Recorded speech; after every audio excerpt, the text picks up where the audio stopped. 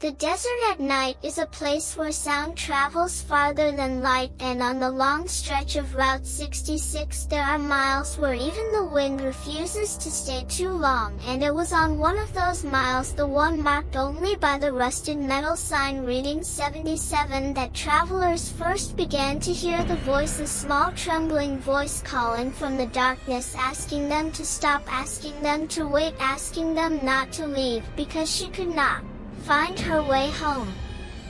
Truckers were the first to talk about it, men who drove through the dead hours past midnight under a sky so white it felt like the world had no ceiling. These were not men who scared easily, they had spent years crossing landscapes where the living and the forgotten blur together, but when they spoke of the voice they always looked away from the table, always lowered their tone, always paused too long between breaths. The story of what happened to Daniel Reeves the night he heard the voice is the one that spread the farthest, because Daniel was not a man known for fear. He was a former Marine, a long-haul driver who believed in engines, steel road, and nothing else, and on a cold October night with the moon hidden and the desert breathing in long slow waves, he was on his route from Flagstaff to Barstow, pushing through the silence with only the hum of the tires for company.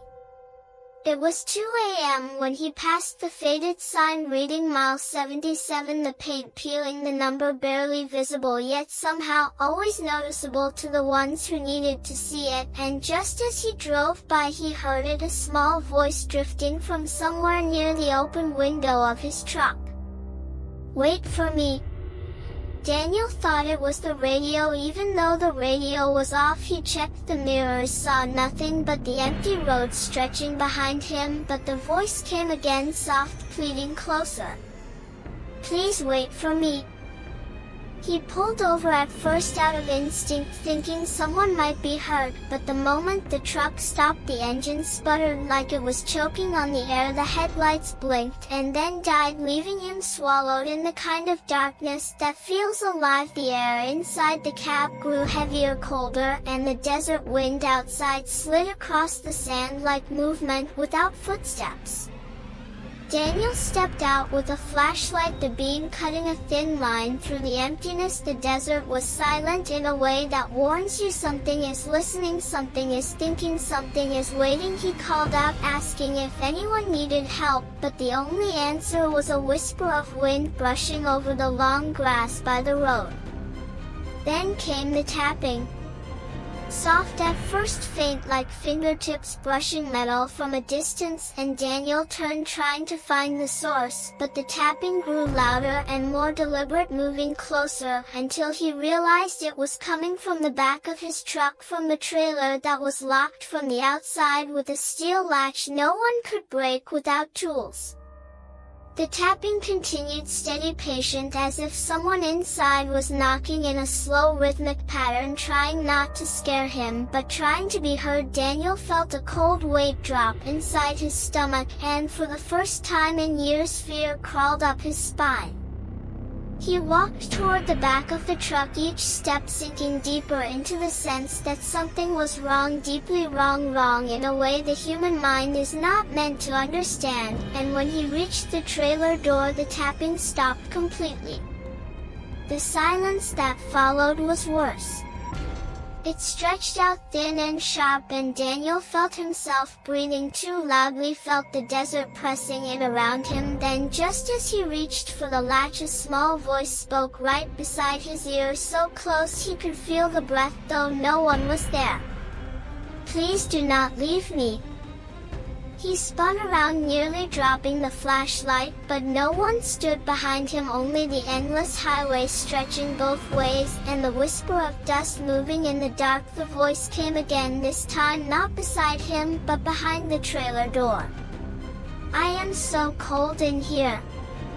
Daniel staggered back, confusion warring with terror, because he knew the trailer was empty. He had checked it himself before leaving the warehouse, and yet the voice of a little girl now cried softly from inside, pleading, asking, begging. The wind rose suddenly, carrying sand in wild spirals, and with it a deeper sound like something large exhaling from beneath the earth. The flashlight flickered, struggling against a force Daniel could not see but could feel pressing into his skin, into his bones.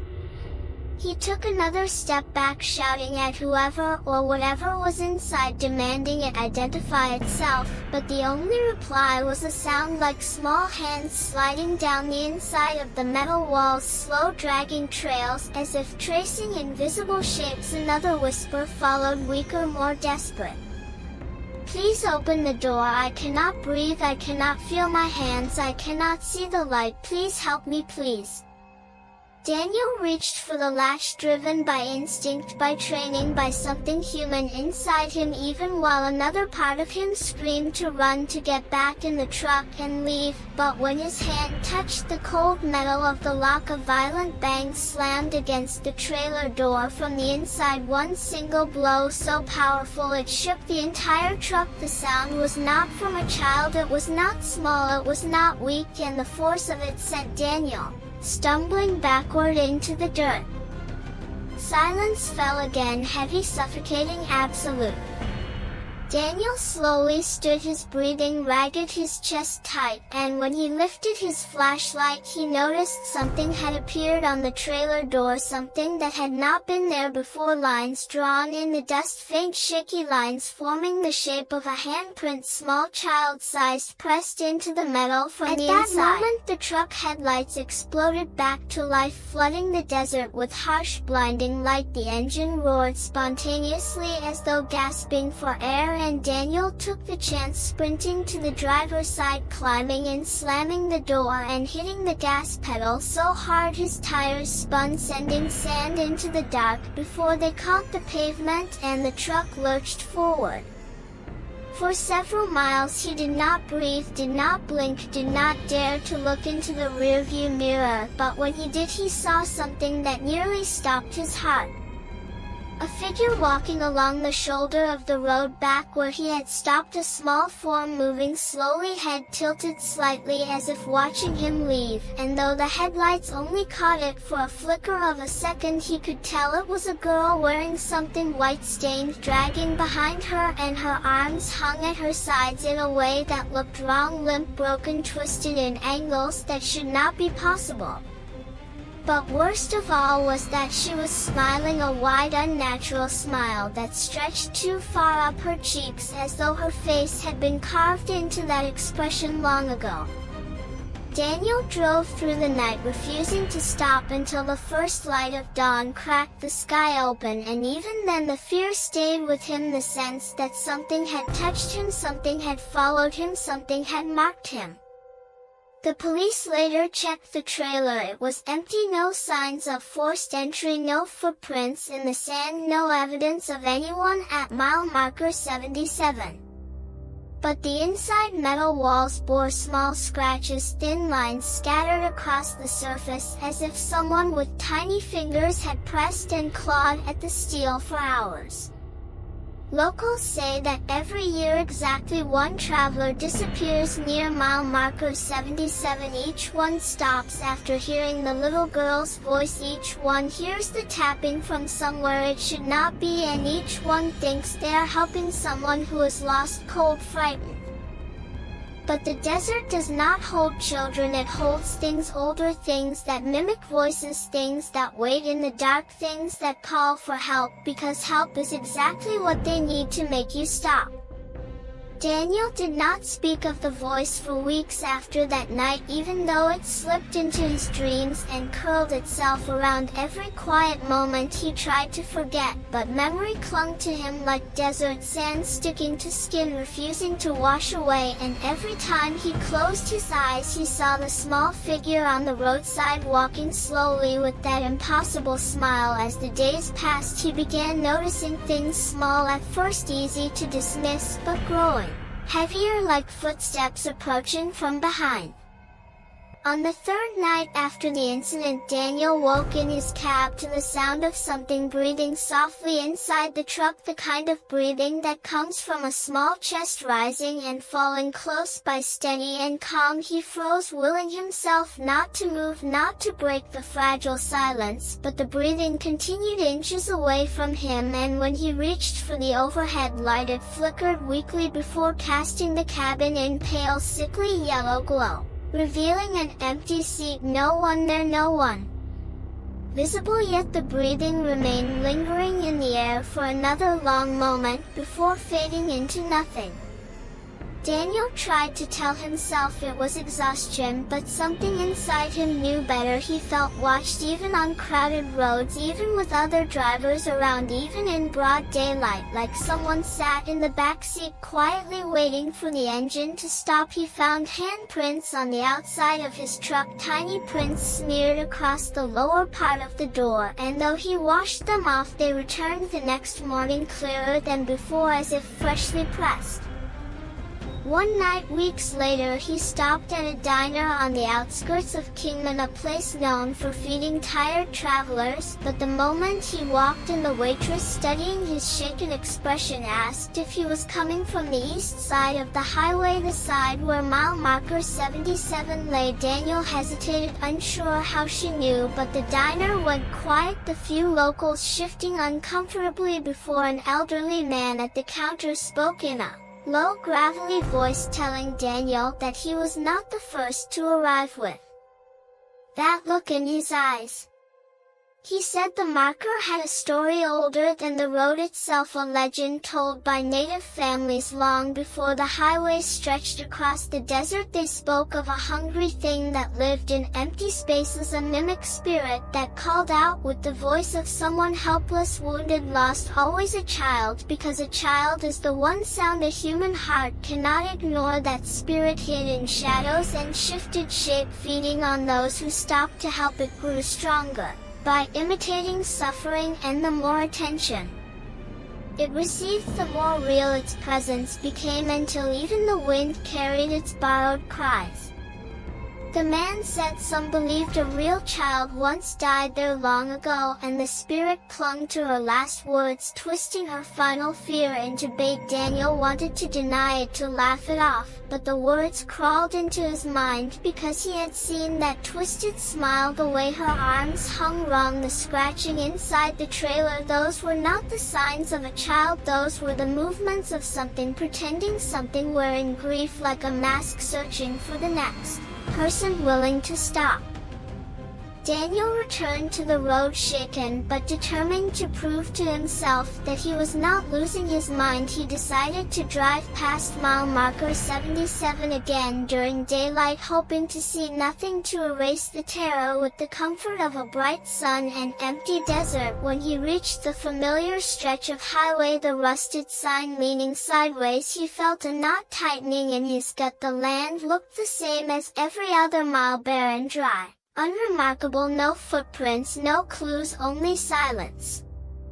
He pulled over, hesitating before stepping out onto the cracked pavement. The sun hung heavy overhead, and heat shimmered above the sand, swaying like ghosts in the air. Daniel approached the shoulder, scanning for any sign of disturbance, and for a moment he wondered if everything he remembered was some hallucination born of exhaustion and fear. But then he noticed something lodged between two scattered stones, a small object half buried in dirt. He bent down and brushed sand away, revealing a worn stuffed rabbit, its fur dirty, its ears shredded by time, the kind of toy a young child would carry everywhere. Daniel picked it up, and the moment his fingers touched the fabric, a sudden cold wind cut across the highway, a cold too unnatural for the burning desert, and with it came a faint, fragile whisper drifting through the heat, like a voice trapped in the wrong season. "Wait for me." Daniel dropped the toy and stepped back, shaking his heart hammered in his chest as the desert around him grew impossibly quiet, not the quiet of emptiness, but the quiet of listening. He took another step backward, and something changed in the light, as if the sun dimmed for a brief impossible moment, casting a long thin shadow across the road behind him, a shadow that did not match his shape, a shadow smaller, shorter, standing upright even though nothing solid stood there to cast it. Daniel ran back to the truck, climbed inside, locked the doors, and sped off, leaving the stuffed rabbit on the road. But even as he drove, he swore he could see that shadow in his mirrors growing clearer with each passing mile, as the voice inside his thoughts whispered gently, pleadingly, softly, asking him why he had left her again. For the next few nights Daniel drove without stopping, not wanting to sleep, not wanting to risk another whisper in the dark, but exhaustion eventually broke him and he pulled into a rest stop near the California border, intending only to close his eyes for a few minutes. As soon as he turned off the engine, the air inside the cab shifted, dropping into a cold that sank into his lungs. A soft tapping began at the back of the truck once again. Slow, steady, patient, like someone knocking politely to be let in. Daniel froze, eyes wide, listening as the tapping moved along the side of the trailer, climbing higher until it reached the window of the cab, a faint silhouette pressed against the glass, not clear enough to see details, just the shape of a small head tilting gently as if curious. And then the whisper came again, this time so close it seemed to vibrate in the air beside him. Please do not leave me again. I found you. You did not wait last time. Please do not leave me here alone.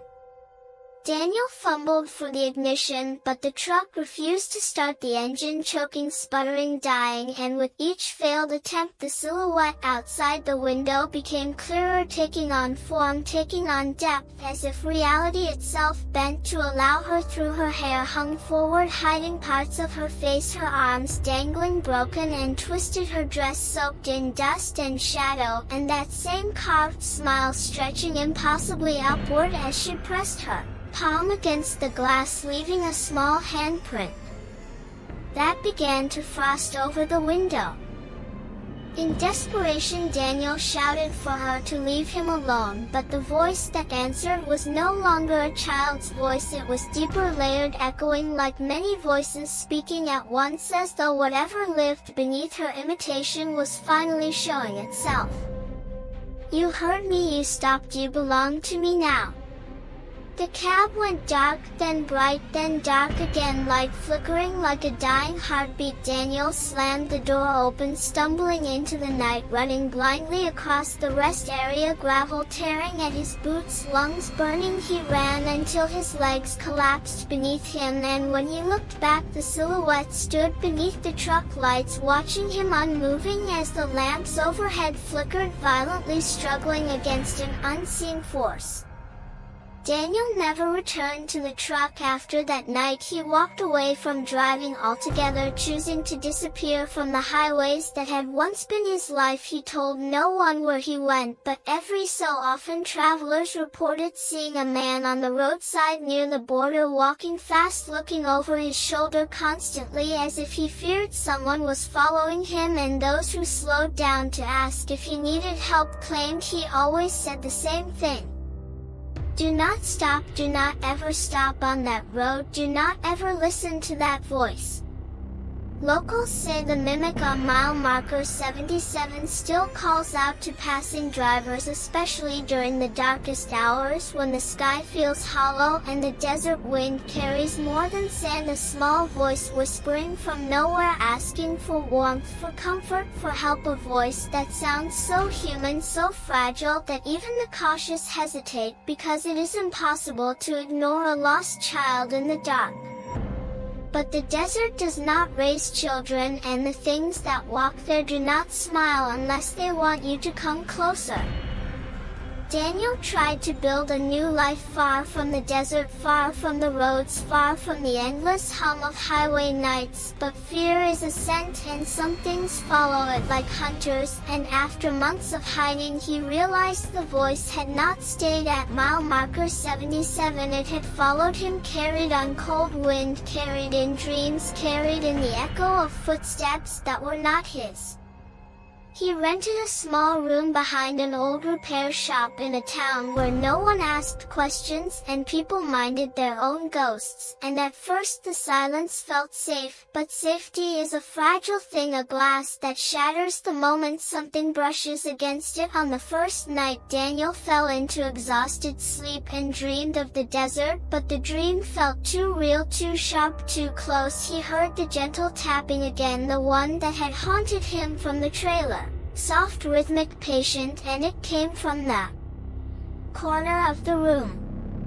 He opened his eyes and the dark corner remained still, but the tapping continued, a tiny hand knocking against wood as though someone sat curled up, gently tapping to let him know she was waiting. Daniel whispered for it to stop, for it to leave, for it to release him, but the tapping softened into a whisper drifting across the small room, searching for his ears. You forgot me, you walked away, you promised to wait. Daniel covered his ears, rocking forward, trying to drown the sound, but it seeped through his palms, through the walls, through the air itself, and that small trembling voice grew clearer, until it seemed to sit beside him on the bed, breathing lightly, as if alive, as if real. The next morning Daniel packed the little he owned, determined to leave again, but when he stepped outside he found small footprints in the dust leading from the edge of the road to his door. The footprints were too fresh, too perfect, untouched by wind, and they ended directly in front of him, as if something had stood there watching him all night. Panic clawed at him, but fear told him to run, and run he did, leaving the town, heading anywhere that felt far from the desert. But the desert travels inside memory, and memory does not care about distance. He boarded a bus heading north, and sat in the very back, hoping the motion and the crowd would drown out the voice. But halfway through the night ride, as the passengers slept and the road stretched empty, the bus lights flickered, and a little girl climbed silently into the aisle. Daniel's breath froze. She moved slowly, her bare feet silent on the floor, her long hair hanging forward, hiding most of her face, but not enough to hide the impossibly wide smile. Her arms dangled in angles that bent wrong, her shoulders slumped in a way that looked broken, and she walked past the sleeping passengers without disturbing them, as if she were not truly touching the world at all. When she reached Daniel, she tilted her head, letting her tangled hair shift aside, revealing hollow eyes that held no reflection, only darkness swallowing all light. She lifted her hand, small and pale, and when she touched Daniel's face it felt colder than anything he had ever known. You stopped for me, you heard me, you are mine now. Daniel tried to scream, but her other hand pressed gently against his chest, and the world around him dimmed, the bus lights fading, the sound of the engine drowning under a deep low hum, as if the desert wind had found him at last. The girl leaned closer, her breath icy against his skin, and whispered again the same words he had heard on the highway that first night, words that now carried no innocence, only hunger. Wait for me. The bus shuddered violently, the lights blinked, then steadied, and passengers woke, confused, startled, clutching seats and bags and coats. But when they looked around, Daniel was gone, his seat was empty, his bag still at his feet, the window beside him frosted in the shape of a small handprint no larger than a child's. The driver insisted no one had left the bus, the doors had never opened, the road had been long and uninterrupted, but Daniel Reeves was nowhere to be found, not on the bus, not on the road, not anywhere.